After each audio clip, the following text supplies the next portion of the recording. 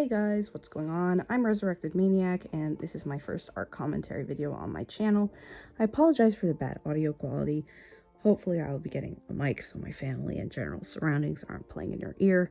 Also, I had to write this script twice because while I was writing everything out, episode 7 came out and the entire center of this video was flipped on its head. With that being said, if you are a fan of Murder Drones and haven't watched episode 7, go do that. I will be talking about it in detail, so massive spoiler warning here. This is your only warning. If you do not care or have watched it, please enjoy. Anyway, as many of you all know, Glitch Productions has had a long-lasting reputation for good quality web series and abundant content output. Like, I'm not joking, they will take like a month to get an episode out, and like Has Been Hotel takes 3 years, so I mean they're doing pretty good for themselves. Though today I will be talking about their most popular series, Murder Drones. I say most popular because TADC isn't exactly a series, more just a concept with a pilot, though I'm excited for more of that project in the future. Like, don't get me wrong, I'm not a hater. I actually quite enjoy TADC, it's just not as developed as Murder Drones is. But to start, I have to speak on my absolute love for some of the characters, such as V, Jay, Tessa, Khan, Solver, and Keybug. I realize that last one seems strange, but just look at this thing. It uses emoticons in its quote-unquote speech and has a personality of its own. It's perfect.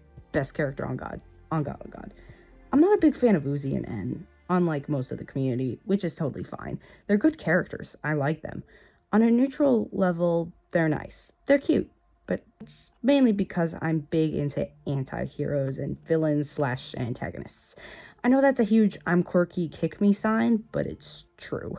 Tessa and Jay are such good antagonists. After episode 7, the big possibility that Jay knew Tessa was possessed by Solver is just genius. Like, who saw that coming? Not me. Now I'm wondering if he knew Tessa was infected, and after she saw what was happening, knew that going further was a bad idea. After all, when she had rescued Uzi from the Sentinels and asked if Uzi was okay, and V said, "We're leaving." I can take a squint at You said you could control the Sentinels. Well, at least they can't boot loop me. We'll just Do whatever you want. And It's okay, Anne. I haven't been honest with V yet. what did she tell you? which makes sense if she knew what Tessa was and wanted to avoid suspicion. She's seen what the Solver is capable of and hoped that N could catch on, but due to Tessa's manipulation, when showing N Earth, he was obviously overwhelmed and probably didn't even hear V. Like, poor V. V is like just getting dogged on, like, for most of this series, and it makes me so sad, which just makes this character even more tragic. First she gets chained up, beat by a telekinetic Russian, gets her man stolen, relives past trauma, and then dies. V needs love. She needs a man who will treat her right, like me.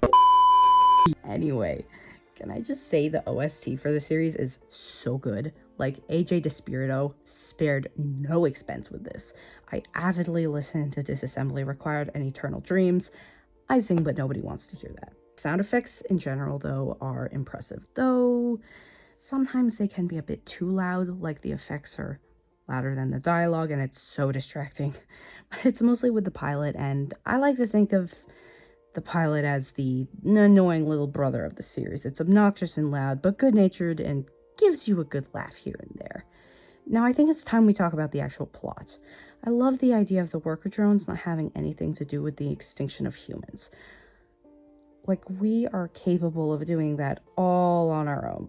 But it's very interesting to see the drones deal with similar issues as the humans were, like their own hubris becoming their end. Though it's less obvious than the human race's complications, because we are dumb. The way they just refuse to work together, especially with like the Solver wanting to wipe out all the exoplanets that the humans inhabited. The humans are all dead. There's no reason to be destroying your species' way of life. Unless the worker drones have become just as cruel as the humans, I'm not sure. It just doesn't really make sense to me. I'm actually really sad about Doll's death, though. I feel like she would have made a good ally, seeing Yeva's character and the way she interacted with Nori and how Doll genuinely felt sorry for Uzi having the solver. I just wish things hadn't played out the way they did for her. The care she showed Uzi and the way she looked at her on multiple accounts gives big sister vibes. I so wish we could have seen this more, but she kind of got eated, so I'm not sure how likely that would be for the future. Hopefully in the next month or so, episode 8 will give more reassurance for the death of some of these characters and the future for the solver. Since Copper 9 has been incinerated, I'm so intrigued to see what will happen. Like, is N dead? Is Nori alive? She has to be. I have a theory that what Uzi saw at the end was either a hologram illusion, like the solver is known to do that, like in the, was it the pilot? Or the second episode? Whatever, I don't remember.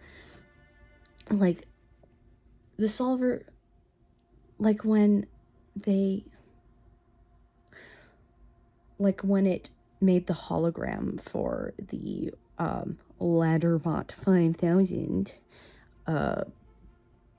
like when it made the hologram of Frank in the second episode and lured the other worker drone to his death. Like, they've been known to do that. Or the crime scene, or the beginning scene.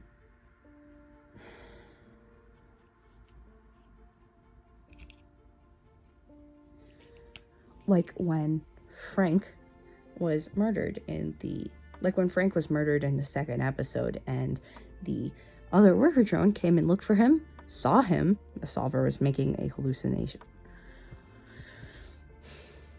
Like when Frank was murdered by the solver and the other worker drone came to look for him and found him as a illusion via the solver, or like, I don't know, a presentation thing.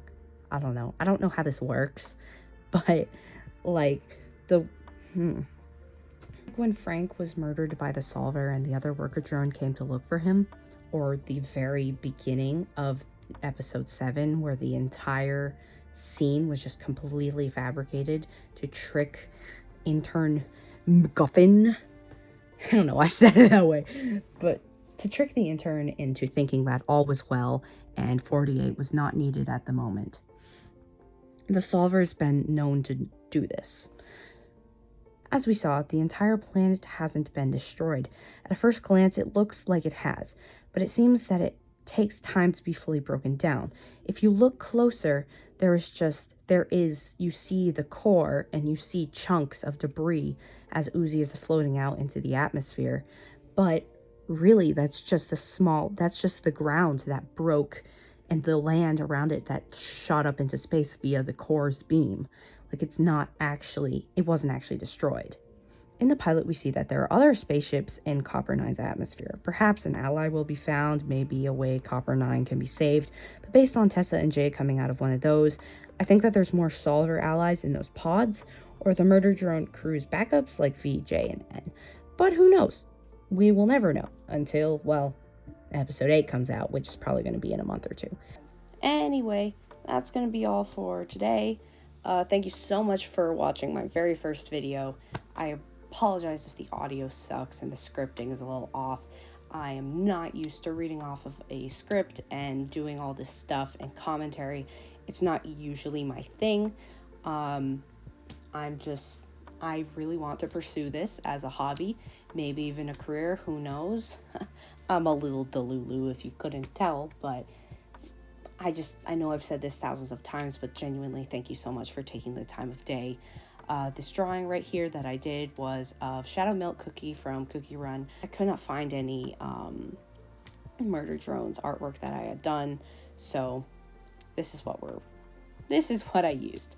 So anyway, remember to leave a like, subscribe, and to have a good day, my dudes. Bye.